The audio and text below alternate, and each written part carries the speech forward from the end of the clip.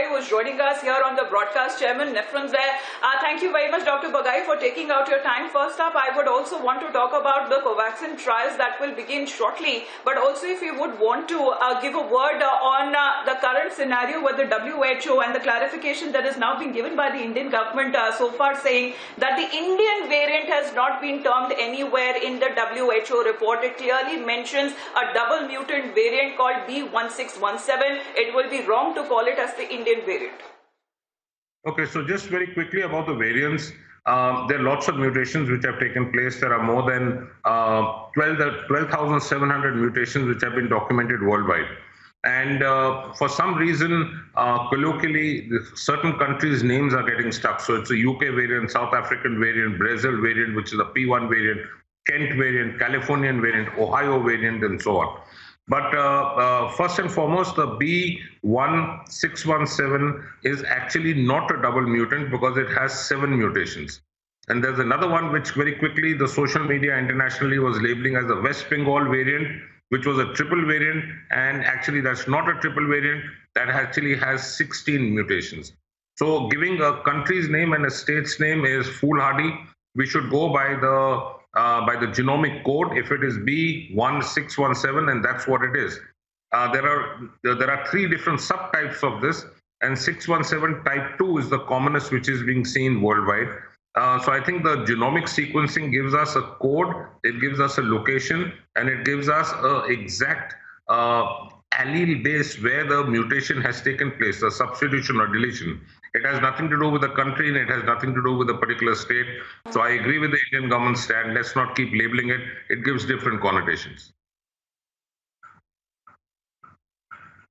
Absolutely, it does. So the Indian government has issued a clarification on that part. But Dr. Bagai, let's come back to the main topic that we are discussing this afternoon, especially when it comes to the SEC giving that nod and approval for Covaxin trials from toddlers. If we can talk about babies who are up to the age of 2 to also 18 above, we're already looking that it has begun the vaccination drive. How soon do you feel as far as the phase 2 and the phase 3 trial can be conducted? Of course, we're looking at over 500 subjects that will be given this vaccine. Yeah, so first and foremost, the pediatric population, what we have seen as compared to last year is almost doubled. We were seeing hardly 8 or 9% of children being affected worldwide in the first wave in 2020 in this catastrophic pandemic.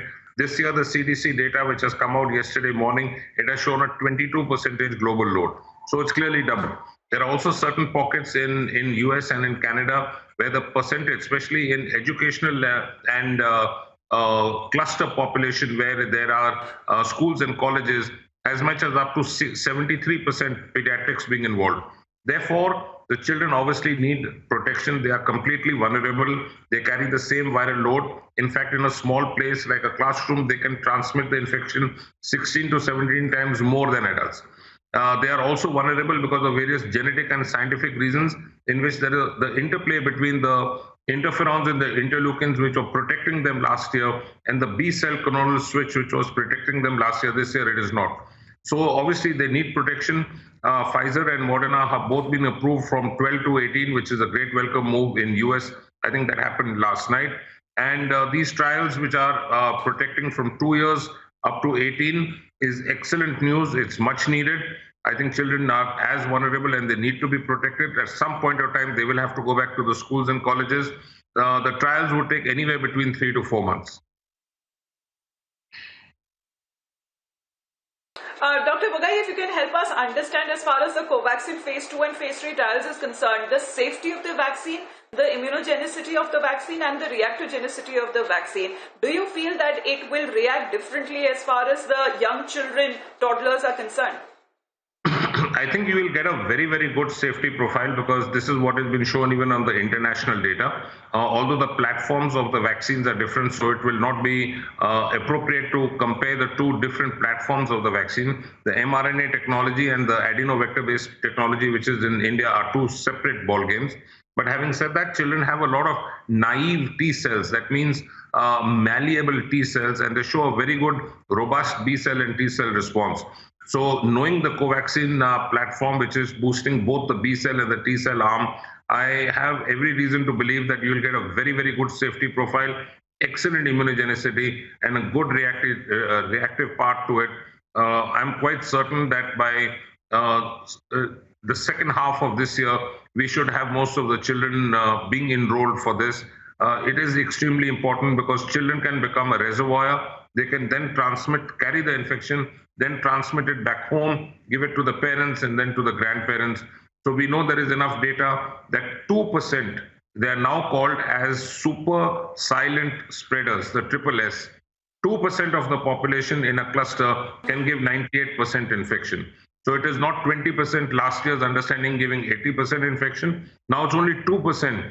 So you just need two people to be carrying a good, huge viral load and they can infect 98 others. So it's the correct way forward. It was pending and this is good news to us.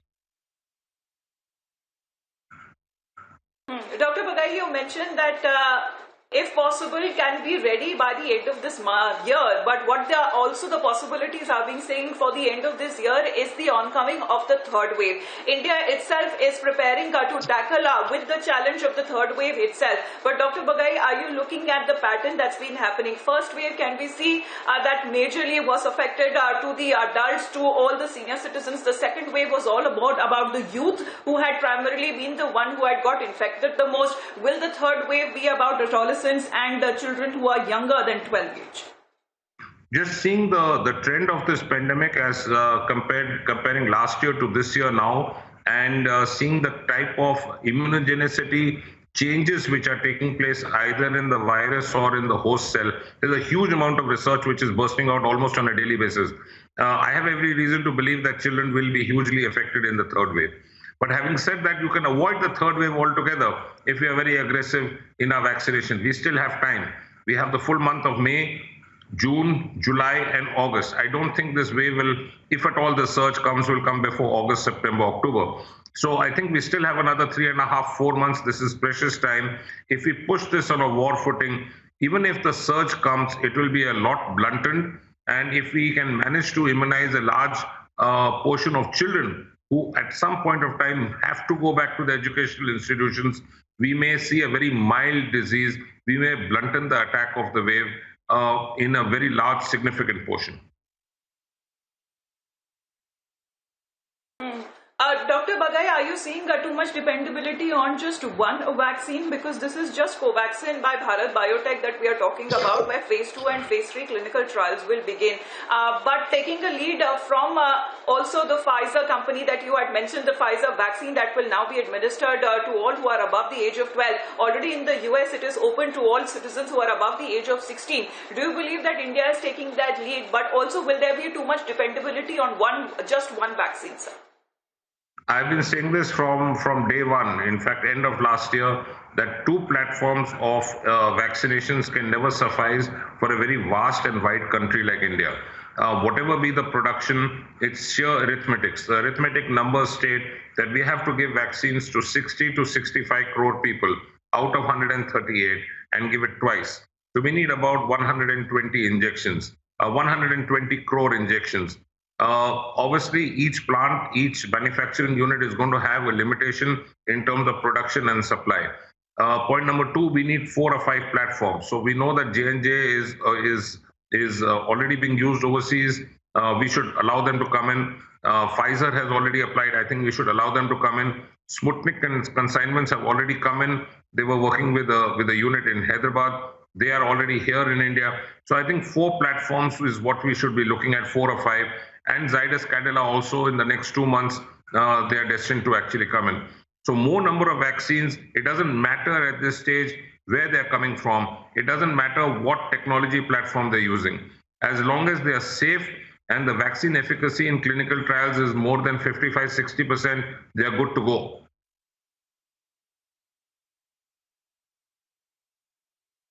Because we've been speaking to many pediatricians too, Dr. Bagai, and more they're saying as far as the children and the ability to recover fast from the disease is concerned, but equally makes them more susceptible and vulnerable to the virus itself. Of course, you've been mentioning of the triple S, so they are silent super spreaders, can actually become, when it comes to children, spreading the virus back home to their parents and their grandparents. But do you want to speak on the early signs of the virus if it starts to show in those children there? Of course, they have been locked up since the last 1 year or itself. Why are we looking at the high risk factor that is now being associated to children? Okay, so like children were actually kept in cotton wool last year. Plus, the mutant strains which we are seeing now seem to be affecting what we call as the clonal B switch. So there are certain changes which take place in your B cell arm, which were protective last year. They're not working very well this year. There were also certain interleukins which were protective last year. They're not working very well for children, obviously, this year. Plus, there are a lot of comorbidities in children, which are also affecting them. The obesity and overweight is a very major criteria. There are other organ diseases, solid organ tumors, blood cancers in children, children who are on dialysis or post-transplant. So there are immunocompromised group also in children. Children also, we know, that carry the same viral load. In a given environment, they can actually propel the infection almost 17 times much more. We also know that the 2% now is giving 98% of the infection. And the virus, we know that it is airborne. So in a cluster or in a play school or in a school or a college, the infection can travel 60 feet and beyond. Because it's airborne, it's been proven time and again. So I think children need that kind of protection. Vaccines, by and large, always are initiated in adults and then they come downwards. It's the same thing which happened when the influenza vaccine was launched about 20 odd years back in India. So this is the correct way forward. We look at adults, then we go up at 18, then we go below 18, and then finally into the infant group. I'm quite hopeful that 6 months and beyond will also be a possible criteria. They're also looking now at a vaccine which we call as a pan-coronavirus vaccine. It's an umbrella vaccine which will work against all the beta coronaviruses. They're also now looking at a vaccine in which they're combining influenza and coronavirus because there is something which is called as a heterogeneous cross-reactivity. So there's a 20% boost in the immune push which is given to the coronavirus if you combine it with the influenza. So these combinations are being tried. It's called as ComboVac. The largest trials are happening in UK now. So there's a lot of research which is happening, but the more important thing is not to lose a pulse and a finger off the pulse as what is happening internationally. But very important is don't remove the foot off the accelerator in India, right? Because the only way we can safeguard India and come out from this deep hole is vaccination. Absolutely, Dr. Bagai, because no premature steps can be taken by India as of now. And if there is an imminent third wave that will happen by the end of this year, India needs to be even more well prepared to tackle.